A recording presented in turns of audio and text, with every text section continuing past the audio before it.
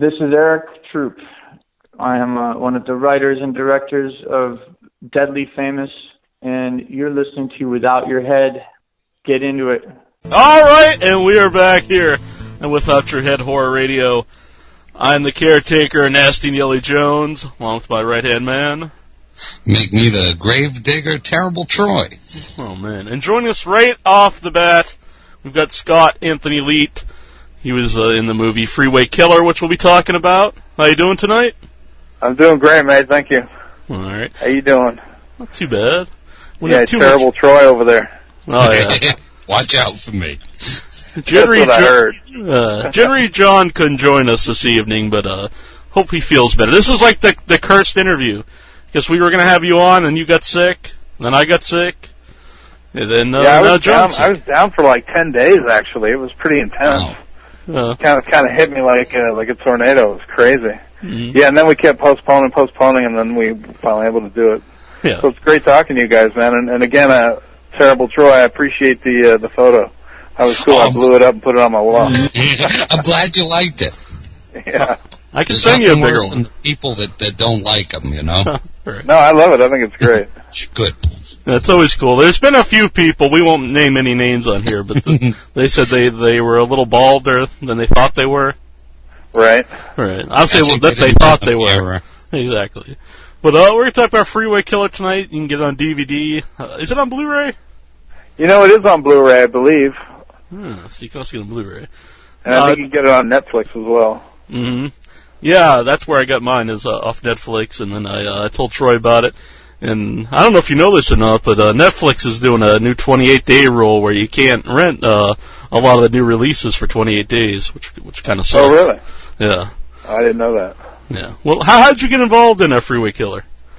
Well, Freeway Killer was it's kind of interesting. Back in 2008, late 2008, I had raised about $1.5 million to do a movie called Method to Madness.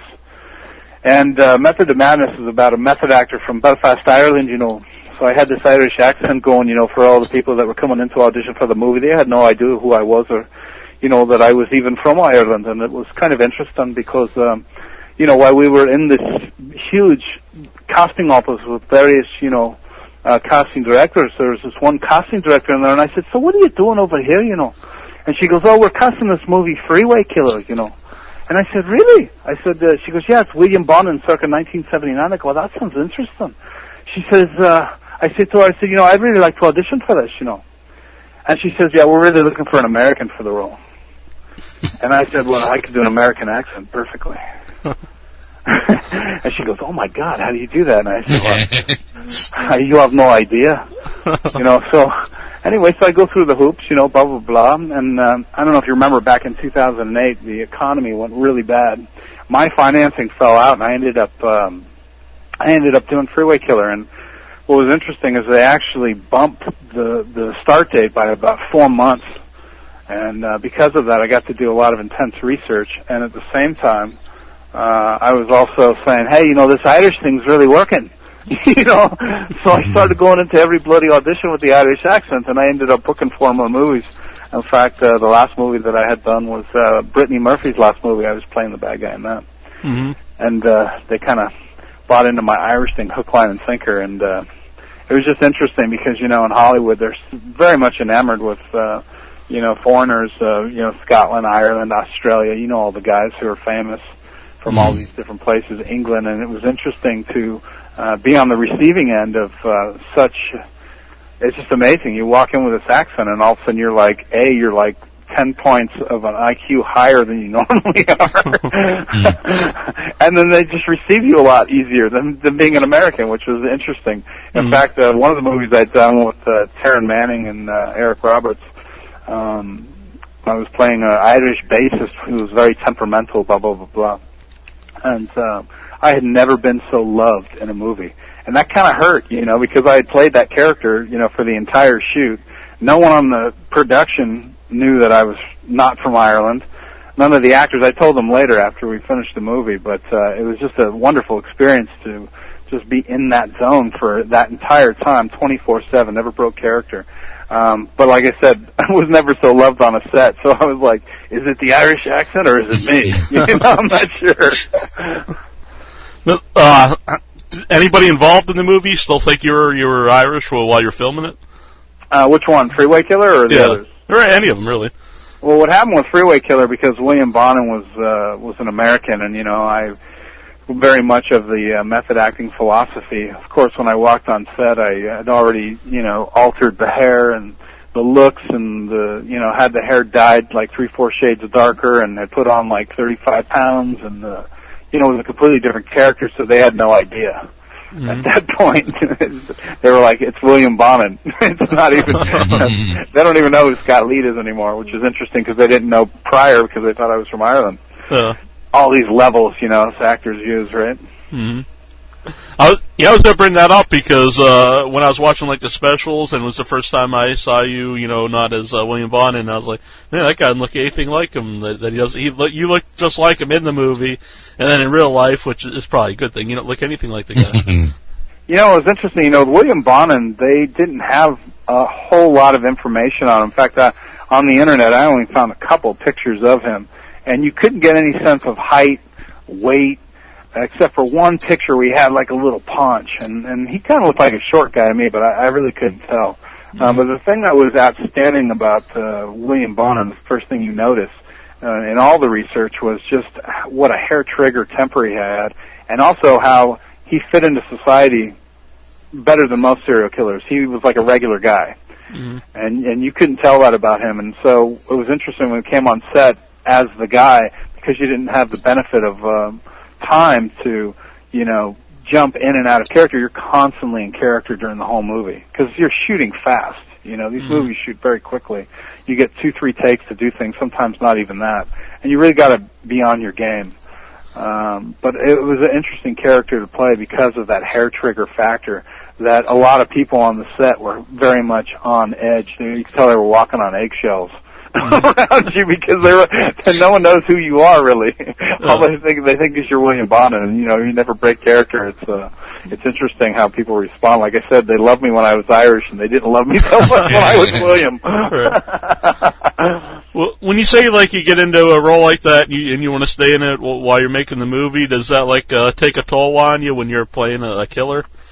Honestly, it does take a toll on you, and a character like William Bonin, because of his backstory of being, molested by his grandfather when he was 4 years old, and then, systematically being molested up until his teen years, where he was put into a reformatory where he was basically passed around like a bitch, around the reformatory, which was one of the trigger words in the movie. I don't know if you noticed, when the character of Vernon Butts calls me a bitch, I go absolutely ballistic. Mm-hmm. And then the first drafts of the script and even what we shot in the movie, that was always ever present, but because, the final edit of a movie always being different than what the script is, they cut a lot of his backstory out of the movie, which was very upsetting to me because if you go do a Google search, you immediately find out he was a homosexual pedophile. In the movie, you can't really tell that because a lot of the things that were said that indicated that was cut out. In fact, the distributors went so far as to put a female hitchhiker on the cover, which I think is totally inappropriate, especially doing a biopic. And these are the same guys who produced Freeway Killer,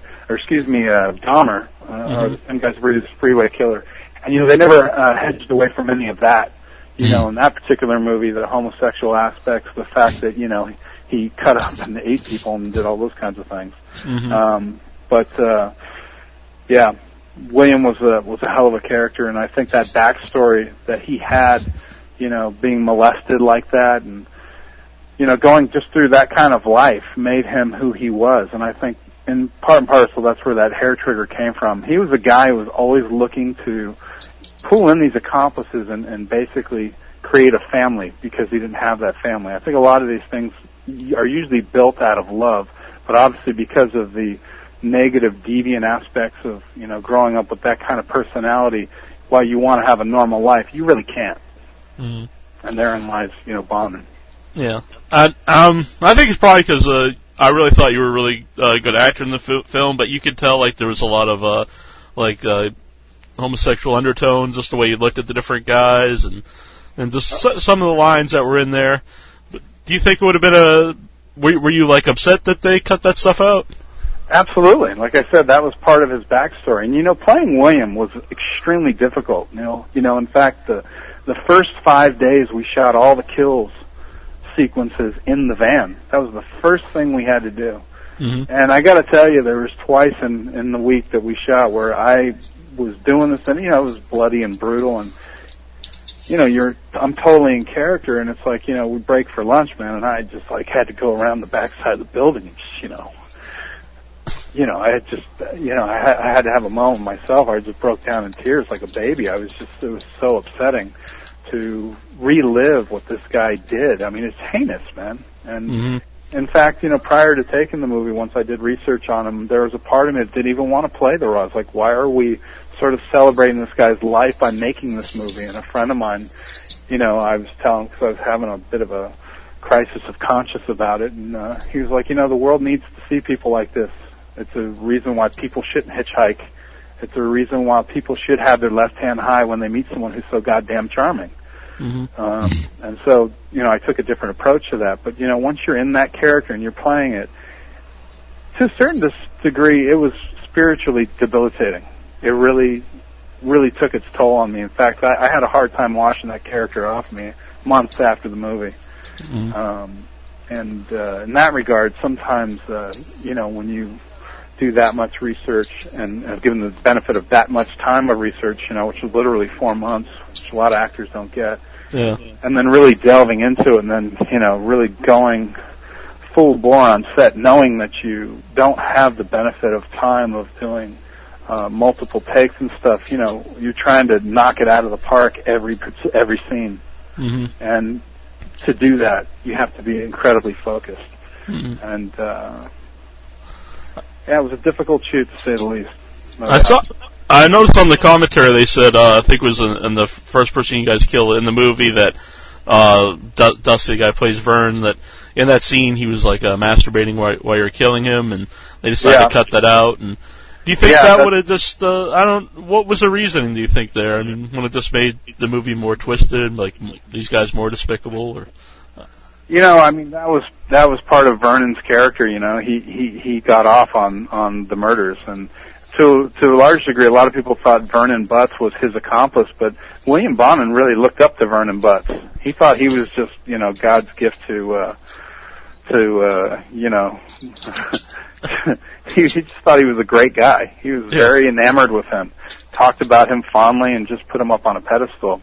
But Bonin, being the sadistic, psychopath that he was, I guess because of the totality of his actions, he was the leader, even though he felt that way about it. But yeah, I think they cut a lot of that stuff out, the homosexual aspects of the movie. I mean, it is a biopic at the end of the day. It's not a horror movie, per se. Right.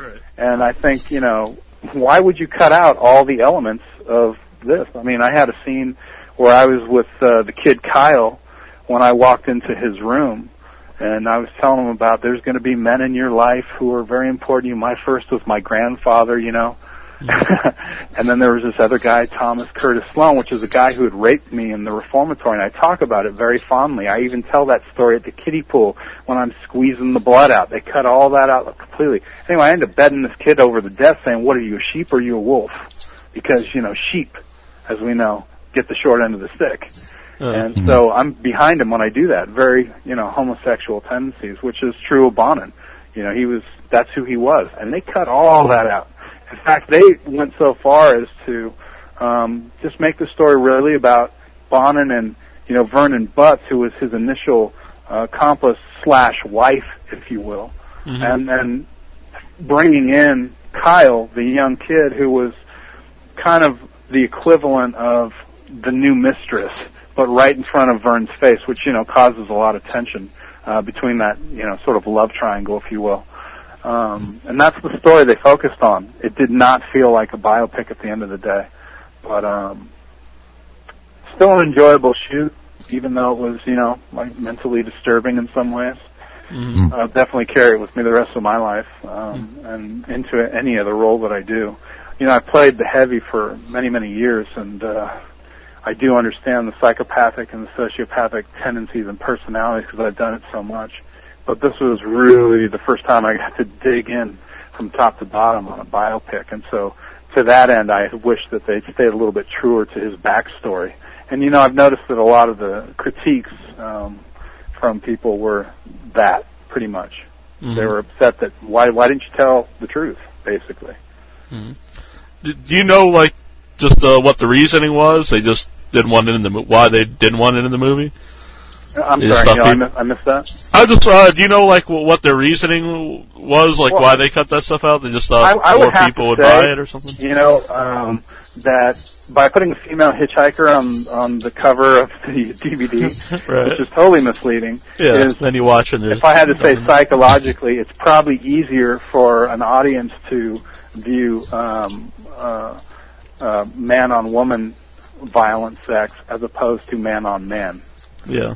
And that's probably why they shied away from that. But like I said, you know, these guys made the movie Dahmer. They never shied away from that at all, so I don't see why it would be at issue here.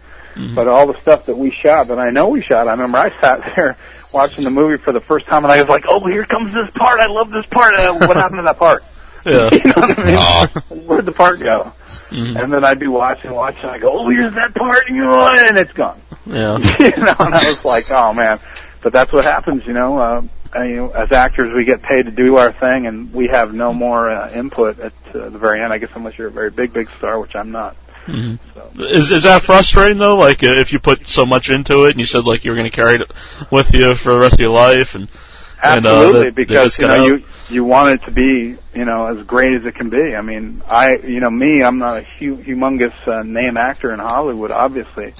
And for me, I never know when my next job's coming. So every job that I get, I put 150% into it because I want it to be, you know, as great as it can be. And, you know, these are things that we don't have control over. I mean, I did a movie last year that I saw the first cut of it, and I literally wept because I loved playing that character and just cried when I saw the finished results. That's how much we invest, you know. Yeah. No, I mean, I really thought you were good, and I'm not just saying this because we have you on. Yeah. But that's why, I asked you to come on, because I watched the movie, and there's a lot of horror movies out there, and, you know, most of them aren't very well made, and people in them aren't particularly good, but I thought this one really stood out, and I thought particularly your performance was really good, and the guy who played Vern was really good in it. Oh, thanks, man. I really appreciate that, and I'm sure Vernon and Kyle and all those other guys who are in the movie would, too. You know, Dusty Sorg, who played Vernon Butts, is a very interesting character to play because, you know, opposite, because just in person, you know, he's one of those guys who likes pushing buttons. Yeah. You know what I mean? He loves pushing buttons. And so when he played this, Vernon character, he did the same thing. He loved pushing buttons. And, you know, as actors, sometimes that's some of the best stuff, you know, that you get out of the other actors because you got guys like him who are willing to come in and play. So I was very thankful that I got to work with a lot of the cast who was like that. They were very willing to, you know, go the distance and bring out the best. A lot of people walk into these kind of movies, these actors, and some of them think, oh, you're not getting paid that much, and it's a short shoot, and it's considered low budget, and, you know, they don't bring their A game. Mm-hmm. But for me, it's like, if you're going to be in this movie, you're going to bring your A game, especially with me, because I'll tear it out of you. Yeah. I will not let an actor go in front of me and, you know, like texting inside the van on the set. That happened. One of the actors was texting and talking to his girlfriend. I ripped the phone out of his hand. I said, this is totally inappropriate. You know what I mean? You need to focus. And he was like, oh, it's just a low-budget movie. Well, I grabbed him by the shirt and made my point. This is not just that. This is everything. When you're doing something, it needs to be everything. And I think that's important, you know. I told Troy to watch it, and he enjoyed it, and he said it just really reminded him of his life. Oh, yeah, definitely. Did this remind you of your childhood, Troy? That's horrible. I certainly hope not. I was just wondering, do you think that there's ever a chance of getting, like, a director's cut with, like, you know, all the deleted stuff from it? You know, I'm not sure about that. That's a very good question. I never actually delved into talking to John or the producers, Tim and Larry, to see if that was something that could be accomplished. But, you know, that's not a bad idea. I would love to check into that. But because there was some just tremendous stuff that just got axed that I thought was definitely germane to the movie and necessary. I wish they had a director's cut that was longer. That would be phenomenal. But I guess unless there's a public outcry for that, which I don't think that's going to be coming anytime soon. You got two right now. You got the Jones Brothers. I got the Jones Brothers, yeah. Well, if you guys could start an outpouring and make it go somewhere, that would be awesome. Yeah, we'll do what we can do. Yeah. Freeway Killer in 1979, he killed 44 boys between the ages of 12 and 21, which is why they put a female on the cover. You know, in the movie, he basically kills everybody the same way with the rope around the neck and the tire iron. It was a T-shirt and a tire iron. Yeah, that was his mode of death. But the truth of the matter is that William had many different modes, including he'd stick people in the air with an ice pick. He'd remove their genitals. He would do all kinds of things. He was brutal. And he, like I said, had a hair trigger. And that's what he was notable for. It's like at the drop of a hat, this guy had no conscience. In fact, he said before he, was put to death by lethal injection that if they had not caught him, he would not have stopped. Because the truth of the matter is rape and murder for William Bonin was an addiction. It was a total addiction. I don't know if you saw in the movie where he's going by the window and he's going, I need to go get some. Yeah. You know what I'm talking about, Vern. I need to get some. And that's because sometimes he needed so bad he'd kill 3 kids in one day.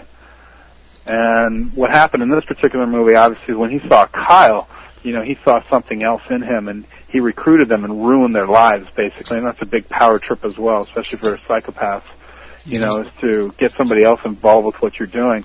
I always felt that he and Kyle got together, you know what I mean? Mm-hmm. And that's the way I played it, like I was totally in love with that kid. More so than Vern, who was kind of like the naggy wife. Yeah, stay back there, I've had enough of you, with your parting red hair. I got the young kid over here. And so that's kind of the way, played that, that he was very much in love with him. I actually did a lot of motivational stuff for William through love, like his need for love. Because he didn't have it growing up and he was so abused in so many different ways, psychologically and physically, that I thought that most people at that stage probably reach out, and that's why I tried to create this little family. That's why in the movie, when the family falls apart, he's absolutely devastated. And that's why he goes on a rampage just to find anybody, and that's when he gets sloppy, and that's when they start, going after him. Mm-hmm. I thought he was a very neurotic character. I thought he had a lot of neuroses. Oh, yeah, you could definitely tell that. Yeah.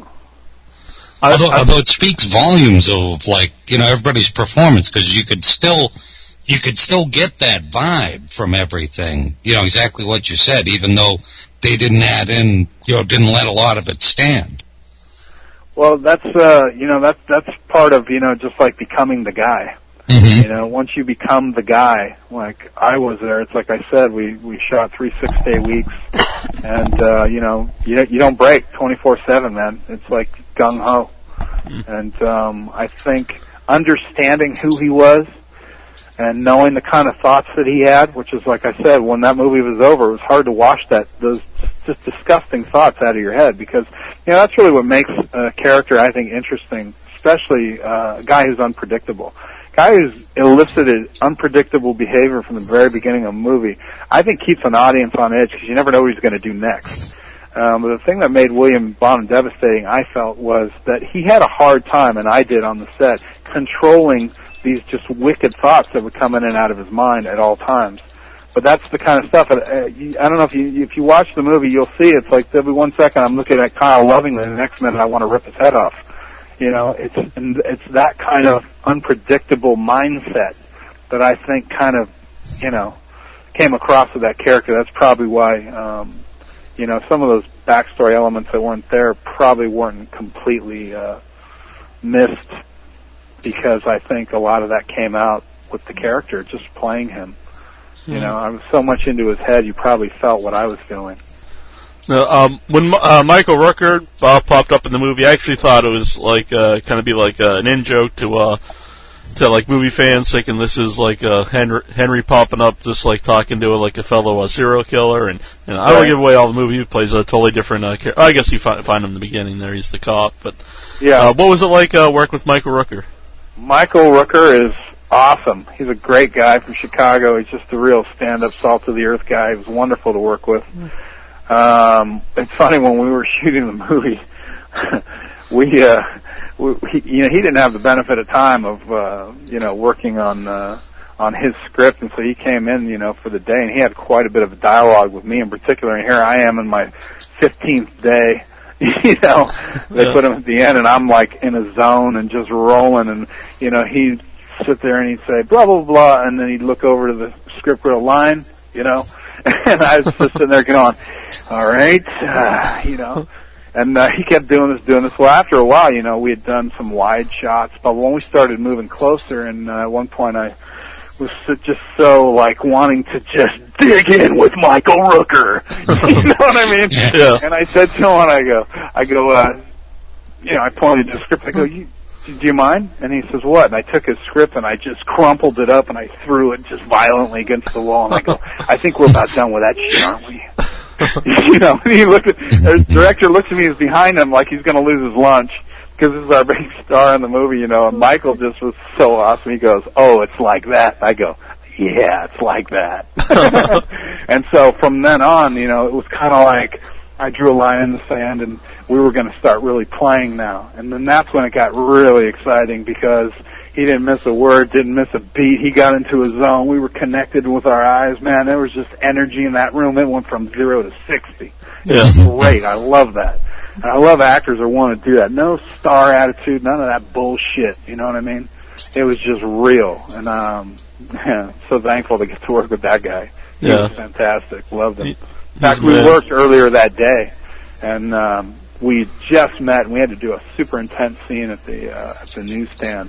And it was just so fun to see him just batting me around, playing back and forth. He's just really great. So obviously he's got so much experience. It's probably easy for him. Mm-hmm. I noticed they said on the commentary there was, I guess, a couple scenes, or one scene in particular, when you were, I think, killing the last guy, and they said that it went a little overboard, and like the, burst like a blood vessel in his eye or something. Oh no! Where'd you hear that? Oh my goodness! It was on the commentary. Was it? I'm not sure about that, but I know we shot this one scene with this kid. He was the kid in the red sweatshirt. His name is Doug. And, he was obviously really into what we were doing. And so, because I had the t-shirt around his neck and the tire iron, I don't know if you've ever done this, Neil. I'm sure you haven't. I'm kidding. So anyway, but, typical when you start Saturday. Twisting that thing, you can't really tell, Mm-hmm. Until you twist that thing all the way, you can't really tell what kind of damage you're doing. And so the high sign for the kid was to tap me in the leg. Mm-hmm. And because he was into it and loving it, he just waited a little too long to tap. And so the next day he showed up, at work with these, lines on his neck from the t-shirt. And, they came to me. They were like, Scott, you gotta, just chill out, pal, And I was like, hey, he didn't tap me. I don't know. It's hard for me to tell, But, he was a great little kid to work with. Really fun stuff. In fact, I did a scene with him at the steering wheel. It was at the end of the movie when William's talking about the wolf, and he goes, what the single most solitary predator on the planet is? I always thought it was the wolf. Mm-hmm. Well, they used a scene where I was like holding back my tears, as much as I could. But we had done a couple other takes where I just totally just ripped and let loose and just got into this tantrum state, where I go, it's not the wolf, it was never the wolf, and I slam my fist against the steering wheel. Well, this was an old, what was it, 1970s van, and there's an iron steering wheel, and I bent the iron steering wheel in half. It was hilarious. The director came up to me after the take, and he goes, come here, I want to show you something. And there's the steering wheel completely bent in half, and I was like, I'm sorry, I didn't mean to ruin your prop. Did you get to keep any of the props or the clothes? One of the coats that I wore in the movie was a friend of mine. I think you might find this interesting. Who's about 5'8", And I said, you remember that coat you always used to wear to work? Because he was a grip, over at Paramount. And he goes, yeah. And I go, you mind if I try that on? I tried it on. It kind of fit. And the whole idea with William, you might see it if you go back and watch the movie, but, we portrayed him as a big kid. He's like the big kid in the playground. He thinks he's kind of cool, but he's not. So he parts his hair this certain way, and his clothes are a little bit too small for him. And so I ended up wearing my friend's coat. He's 5'8", and I'm 6'2". And, it was kind of funny that it fit and kind of worked, but, you see my belly sticking out because I put out 35 pounds, And it was just interesting, yeah. So I did keep the coat. I said, I know I borrowed it from you. Hey, do you mind if I keep it, just for, because it was in the movie? And he's like, nah, it's cool. So it was good stuff. But then the same guy also let me borrow this cool leather jacket that had these 2 white stripes down the arm for the movie The Groupie. And we ended up using that in the movie. And I came back to him, and, they'd thrown me up against the wall in this particular scene, and I just ruined the back of his coat. So I went into him, and I go, that black coat you let me use, do you mind if I keep that, too? It was completely trash. Oh, yeah. He was like, anything else I can give you for any of your movies? I said, certainly not your pants, a little too short. Yeah. No. Was it hard to get back into shape after doing the movie? I had to do another movie right after Freeway Killer. It was about 3 weeks later, and I took that 3 weeks because in that I went to go do this movie Prometheus Project in Phoenix, and I had to be in really, really top condition, and so I immediately did a cleanse fast for 10 days and lost just insane weight quickly. And at the very end of Freeway Killer, for the last 4 days of Freeway Killer, I started doing push-ups on set late, after 14-hour days, working out in between, and just put on a massive muscle, and got myself down to about 202, and it was pretty big for that movie. If you ever get a chance to see it, it hasn't got a distributor yet. It's called the Prometheus Project. It was a really interesting character to play. It's a guy, who is a Scottish security expert who is security for this underground stem cell research facility. And he gets killed in the first part of the movie, and when he comes back to life, he's an infant. And then he goes from being an infant to being an impudent teenager to being an intellectual savage. That by the end of the movie, he's got a doctor inside his cell carving off the face of another doctor while he's reciting the Hippocratic Oath. I mean, it was bar none one of the longest monologues I've ever had, but it was cool, know? Wow. Really cool stuff. But yeah, I had to put on a lot of muscle for that because we had to do a fight sequence in a cage, and I had to be all big and, Mr. Buff Boy. So, what other projects do you have coming up? I'd done, after Freeway Killer, I did Groupie, which was Tara Manning and Eric Roberts and Hal Ozon, and I was playing an Irish bassist in a band, very temperamental, and then got to morph that accent into the next job, which I got, which is playing the Scottish security expert at that underground facility. Of course, when he comes back to life, he's not Scottish. He's, learning from the researchers who are all American, so he ends up having an American accent. And then after that, I did a movie called Abandoned, which was Brittany Murphy's last movie, and I play the heavy in that, where I'm chasing her up and down hallways. It was pretty interesting, and she was just a sweetheart girl. It's so sad that she passed away. Mm-hmm. Her and her husband. I mean, both, they were so in love, those two. Jesus. Yeah. It's just sad to see how, that was last year, and it's amazing what happens in 1 year. We're here, we're not here. It's so sad. But yeah, it was really awesome working with her. The thing that was notable about Brittany was, man, that girl was talented. I tell you, I mean, just in between takes. I'll tell you a little funny story. We were on the set, Simon, her husband, was down tying her shoe, and everyone was trying to get off set, and Simon director goes, all right, everybody clear the set. And I hadn't really met Brittany, I just got there and was, stepping into the scene. And I looked down at the guy and I go, that means you too, shoe boy. And man, looking on Brittany Murphy's face, she goes, do you know who he is? And I go, yeah, he's your husband. And she goes, oh, you're bad. And I said, you have no idea. I go, we're going to have fun. I go, because I'm coming after you in this movie. And I'm going to make you run, girl. And so from there, it started our friendship, and we had just a wonderful working relationship where, we're willing to, again, bat the ball around with each other. Sometimes actors come in, they're divas, they don't want to play, and, I always want to play. I want to take it to the next level at every turn. Mm-hmm. Now, were you always, are you a horror movie fan yourself? Are you guys still there? Yeah, can you hear me? I'm kind of getting a reception break. Uh-oh. Oh, there you go. All right. I was asking, are you, I thought maybe the question offended you and you left. No. That was my last question. That's my last word. I want to bust that job. I was just asking if you were a horror movie fan yourself. Man, I love horror movies. Love them. I'm a particular fan of psychological thrillers. Obviously one of my favorites was Silence of the Lambs. You mind if I do an impression? Oh, definitely. I don't mind. Yeah. Here's my Anthony Hopkins.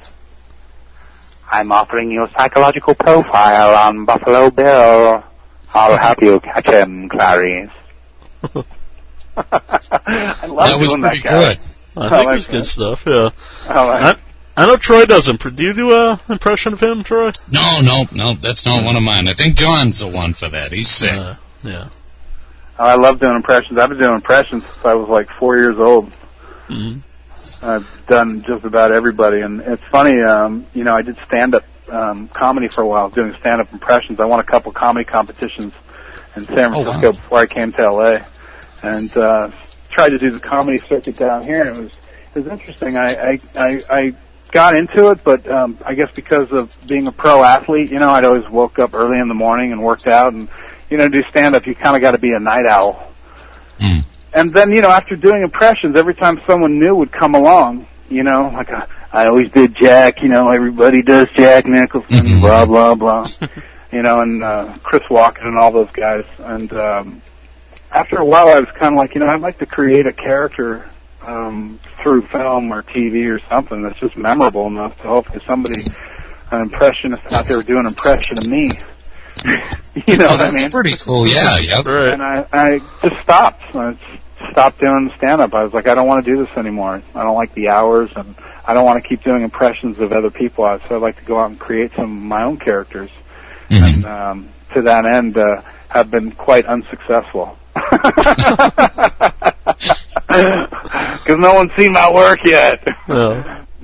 Well, there is a little bit of, comedy in Freeway Killer. Do you see that? I absolutely see it. When I first saw the movie, I cracked up.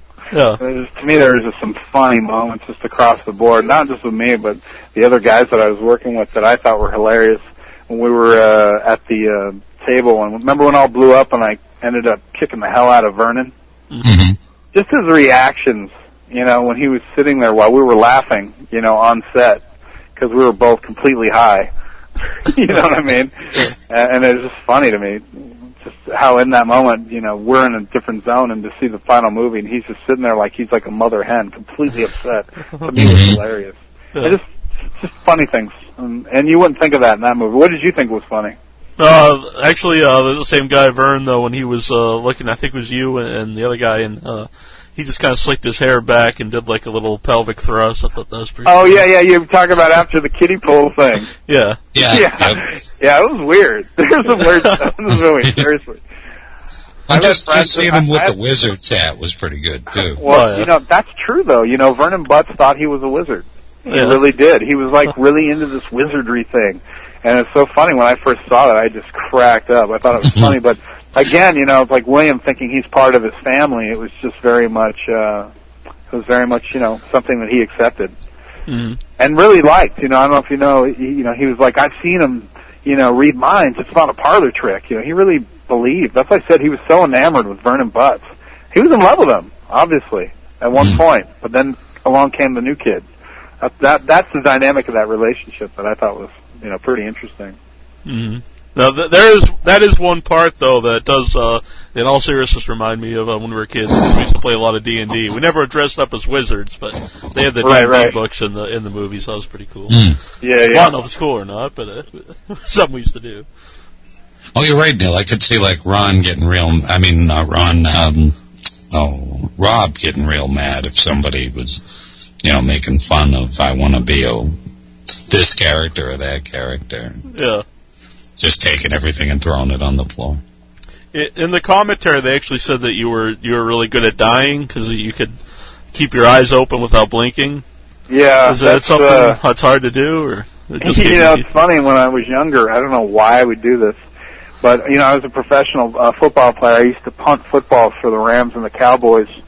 And when I was taught, I was told that when you're watching the snapper hike the ball to you, that the football, at the very end of the football, it looks like an X where all the leather comes together. Mm-hmm. And you have to keep your eye on the X all the way into your hands till the ball's at the extent of your hands, and then your foot kicks right through the ball. And that's the kind of singular focus that you had to have being a punter. It's kind of interesting that, you had to just be in the zone. So what I would do is when I was younger, I'd light a candle and I would just stare into the candle. I wouldn't blink. I was totally focused, on the candle. And so there's a certain stillness, and I did that so when I would go watch footballs, when they come back to me, I'd have this super focus where I would just focus on that one little thing. And it's interesting that skill really came handy in acting, because when you get in front of a camera, you zone everybody else out, and you focus in that one moment. And a lot of times your connection is the eyes of the other actor. Very, very important. When you hook eyes with another actor, when you're really focused and you've got a lot of energy, I swear there's a force field between the two of you. I've had some really wonderful experiences where that comes alive to the point where everything feels so real that you forget about everything else, and then you're totally in that moment. That's the best stuff of acting, boy. When you get that. It doesn't happen all the time, though. Yeah. What was, along those lines, what was, like, your favorite scene to shoot? The favorite scene in the movie? Yeah. What was my favorite scene in the movie? Jeez, that's a tough one. There was, a lot of them were just really, really fun to do.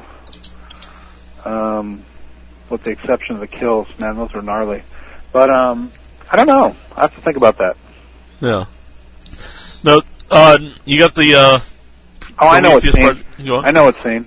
It was a scene with Rooker when we were doing the interrogation, and they cut out my favorite part. What was your favorite part? My favorite part, he goes, you gotta remember, we're totally in that zone. We had done all those takes with Michael, and we turned the cameras around. They got 2 takes of me, and both takes, because of what he was saying, because we were so connected, he said, I'm out on the runway with my 2 flags trying to signal your ass, and all you want to do is dive nose first into the ground. And while he was delivering that whole monologue, I totally just wept. I mean, tears pouring out of my face, just like a little baby who's just been caught with his pants down. Because he was saying, I know you did this. I know you killed these people. I know you did this, and this, all all of your past is in this, file. It's you, man. I know you did it. And he's like, I'm trying to signal you home. And I'm shaking my head like, no, but I'm just crying, and I'm admitting with my tears that I did all this. And I'm admitting, and then that's when I straightened up and I go, there's always other alternatives. And I never admitted to him, even though I admitted to him. And they cut that whole block out of me just weeping. And I thought that was like one of the most amazing experiences, because on Michael's end, he had done so many takes, and his delivery, when they finally turned the camera back around on me, Michael had so much energy and was so into what he was saying that it affected me that way. Like, I did not plan to do that, you know what I mean? And that's the stuff that I find that I love about acting, is the stuff that happens, because there's things that you just, like, I've watched the movie, and, I saw expressions that I did that that I don't even remember on the day. And it's like, that's not this kind of stuff you plan out. That happens because you're just in a zone. Mm-hmm. And that's what I love, is the zone. And that was the most zone moment I had in the movie, was with Michael in that scene. Mm-hmm. 2 takes of zone. That's what we got. Did you get along with the director on the set? I loved him. John Merlowski's fantastic. He's a wonderful guy. He ran the set just smooth. He was great with everybody. And particularly with myself, we would get a take here, take there, and because he knew that I really wanted to spread my wings, he was like, just you know what? He goes, just do whatever you want. I was like, really? I'm like, Shaggy, Ruggy, really? Anything? And so, when he did that, it was just gave me a tremendous amount of freedom and confidence as a result. And, you got to take your hat off to a guy who's going to let you do that, as opposed to a control freak who sometimes tries to think that they're pulling everything out of you instead of you just letting it happen, naturally. Now, do you think the real William Bonin killed as many people as he admitted to, or do you think he did more, or do you think he did less? I think he did way more. Yeah. Yeah, absolutely. I think only in the end there, like he said, he would have never stopped, and so I think he killed way more. And, there's so many people out there that are just like that. That's what's so scary, is that a guy like this exists in the world. That, to me, was the most terrific aspect of the movie. Once I finished it and watched it, for me, it's not watching me. I'm watching him. And that was the one thing that I came away with was, it's good that people see this, because you shouldn't take a ride from somebody just because they're being nice. Because this kind of sick, sadistic, psychopathic mind is out there, and they lure you into a false sense of reality. And then you're done, man. Because you turn your back for 1 second and it's over. When you were preparing for the role, and you said you did a lot of research on him, there wasn't a lot of pictures and whatnot. Was there any? Is there any video of him that you you watched? No video. They had one clip of a newsreel where they showed a picture of him and just said he was the Freeway Killer, and that was one of the pictures that I pulled. I got a screenshot of it and pulled it off just so I had that, because it was a more disturbing picture when he was in court and he wasn't all made up to look pretty, like the Melendez boys, because eventually he cleaned up and everything. This is one where he looked disturbed, and you could see the disturbedness in his eyes. And I saw another picture of him when he was young, and he almost looked Hispanic. It was kind of weird. Yeah. Even though he wasn't, but yeah. Yeah, you can see that in some of the pictures. I actually didn't hear of him before the movie, and then I looked him up afterwards. Yeah, on the list of top 100 serial killers, I think he's number 12. Wow. And that's pretty high up there. I don't know if it's a great achievement, but Dahmer being number 1. But I think the movie probably would have had more impact had you kept the backstory, because some of the things that he said, like the scene I was telling you at the kiddie pool that got cut out, there was a scene where he says there was this kid, Thomas Curtis Sloan, and he said he was big as God to me. He's 16 years old, and he just announced just like that he was going to rape me. And the kid Kyle says, well, what'd you do? And I told him, listen, you do whatever you got to do, but if you could just do me one favor, I'd sure appreciate it. And the kid goes, what's that? I go, could you just tie me up? And the kid goes, why would you ask him that? And I go, for the obvious reason. You know what I mean? And for me, that was a very telling scene, because it was like, whoa. Not only did he allow him to rape him, he was like, could you tie me up too? You know what I mean? That just goes to show you how demented he was. And like I said, because he was passed around like that, I had to imagine those things for myself to understand. And that's the kind of disturbing thoughts that I said you carry around with you at all times, that really messes with your head. Because as the movie as it is, I really enjoyed it, but just some of the stuff that you talked about that was cut out, it just makes me really would like to see a full version, if whatever. Well, like I said, the Jones brothers, you got to get together and start a little revolution with the producers and see if they would do that. That would be awesome. All right. I'd love to see some of that stuff. Jeez. Yeah, I'm surprised it's not on there. With so many deleted scenes on DVDs and whatnot, I'm surprised that stuff's not on there. Yeah. And I remember the director, John Aronofsky, being the cinematographer. We shot a scene in the van when we did the kill with the kid, where the young kid Kyle stabs him. And we had this one part where I grabbed the kid's hand and I help him stab him, And I throw in this line, and it was a really weird line. And they cut it from the movie, of course. But I'm doing this stabbing the kid, and I look at him like I'm totally in love with him. And I go, yeah, you and me together forever. You know what I mean? And I remember Murlowski was behind the camera, and he goes, all right, and we finished that. He goes, cut, and he goes, what the hell was that? He goes, that just totally skeeved me out. And I said, sorry, I'm in love. And it was funny. A lot of times Merlowski would do that. He'd come behind the camera. I go, did you get what you want? And he goes, I felt like I was watching the movie. He goes, it was fun. Sometimes I think for directors being behind the camera, I think it must be fun for them to both direct and get to see it as it happens, you know? Mm-hmm. I know actually in Henry Portrait of a Serial Killer, they cut out, there's a scene too where Michael Rooker's character and Tom Tolles where they start kissing and it goes like that they're gonna have sex, and that's all cut out of that movie too. Oh really? But yeah, it's on the DVD. I had a scene with Billy Pugh, remember the kid who throws up in the toilet? Mm-hmm. And he goes, we killed that guy. And I go, that's right, we killed that guy. William Jennings Pugh Jr., blah, blah, blah. And I whip out his address and the whole thing. Well, at the end of that thing, I go, come on, don't leave me hanging. Shake my hand, you know. And I take him and I actually kissed him in the scene. Yeah. You know what I mean? Like a loving kind of like, not like a romantic kiss, but whatever. But I tried to do that, and throughout the movies, catching looks at guys, you know, just stuff so you got a sense that William, that's who he was.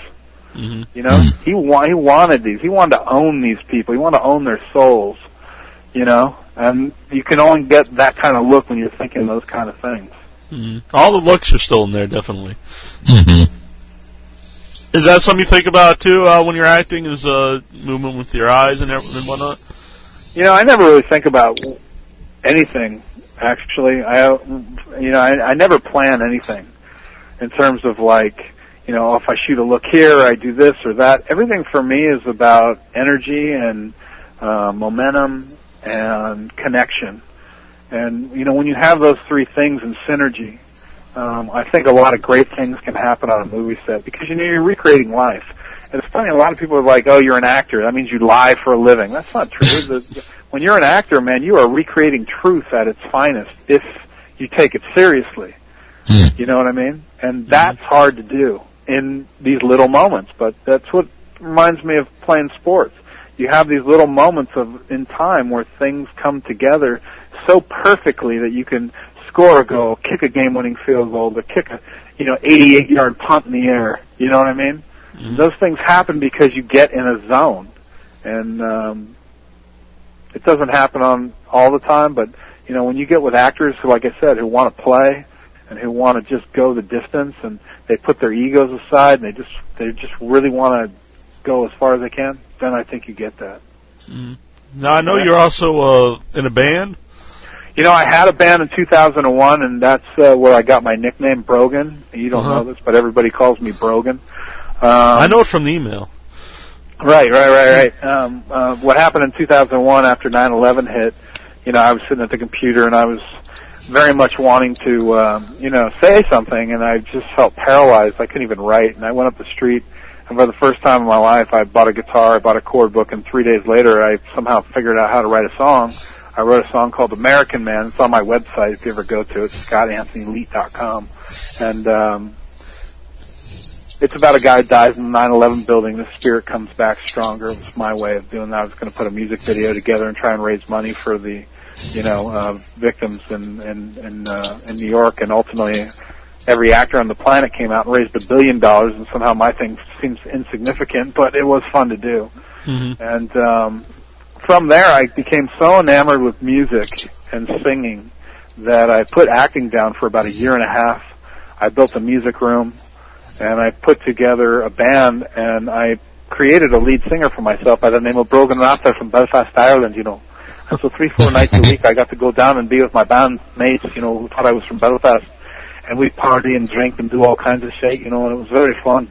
And it was a great release for me creatively because I got to play this character. Anyway, so for the first 6 months, you know, my band didn't even know I wasn't Irish. And then one night I ended up, we were in the midst of an incredible high of, you know, alcohol and marijuana. And, and it was one of the funniest things I ever saw, these 4 guys laughing like school kids because they had been duped, and it was so fun. We just laughed. And then the band went away after about 1.5 years, and I came up with the idea for Method to Madness, which was about a method actor from Belfast who comes into Hollywood, manipulates his way to stardom via being Irish. And that's what I'd raised the money for that movie, the $1.5 million, and that's when I had the casting, and that's when I got cast in Freeway Killer, because I was playing that character. And it's funny how the sum of our creative parts sometimes equal in total something that we never expect. And that's what happened. That's how I wound up doing Freeway Killer. I had no idea that was going to go that way, and I had no idea I was going to get a bunch of movies because of that by playing Irish. So I was basically doing Method to Madness live in Hollywood. And it was a great experience to know that it's possible, that you know, that the script that I wrote could actually be done, and that I did it was extremely gratifying. You think we'll ever see that movie come out? You know, I'm in the midst of working a deal with a mate of mine over at Lionsgate, and there's a possibility we may get some private equity to make Method of Madness for $1 million to $2 million, in which case I would star. And I had a casting in 2008, and we saw Kellen Lutz from the Twilight series, who came in to read for the younger Dean character, Dean Prince, who's the all-American, good-looking boy, you know, who in Act 2, you don't know the story. What happens is there's a 3-time Academy Award-winning director who's going to, you know, looking for an actor to, you know, to play in the lead in his movie, looking for a no-name. And so they put out a casting for anywhere between 25 and 35. Well, Dean and I are best mates, and he's 10 years younger than me. So I had to go find a young guy who could go do this. Well, what happens in the movie is I convince him to go method for 1 week, and the characters we play are these serial killer brothers from Alabama. And we go full method, man. I open the book on method acting in this movie. I show you how two guys, one guy being from Belfast, Ireland, and the other one being this, like, charming, pretty boy, you know, from Harvard, you know, go method and become these serial killer brothers from Alabama. We do these full physical transformation, and we become these guys. And what happens is, after they go method for 1 week, everyone they ran into during that week turns up murdered. And when the cops come on the scene, they want to know what happens. And what happens is it ultimately reveals the backstory of both characters, and it turns out neither guy is who he is, you know. And it's a very difficult role for both characters to play, 3 different characters with 3 different personalities. And then you got to delve into those personas to pull it off. Well, trying to find someone between the ages of 25 and 28 in Hollywood who could play that was not easy. But Kellen Lutz from the Twilight series came in to read for us, and he was fantastic.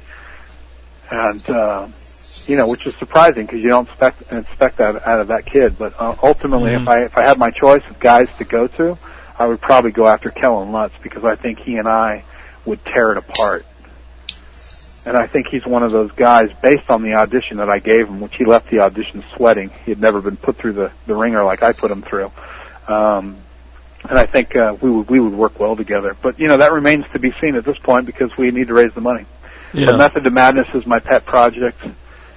It's definitely outside the box. It's one of those movies that you cannot predict what these characters are going to do next, because they are boldly unpredictable. And those are my favorite characters. Those are my favorite characters to play. Those are my favorite characters to watch when I watch movies myself. Well, I hope it gets made eventually. I'd like to see it. Yeah, we got to take out hope, man. Banish hope. It's all about doing. There's no hope. You got to just do it. Well, all right.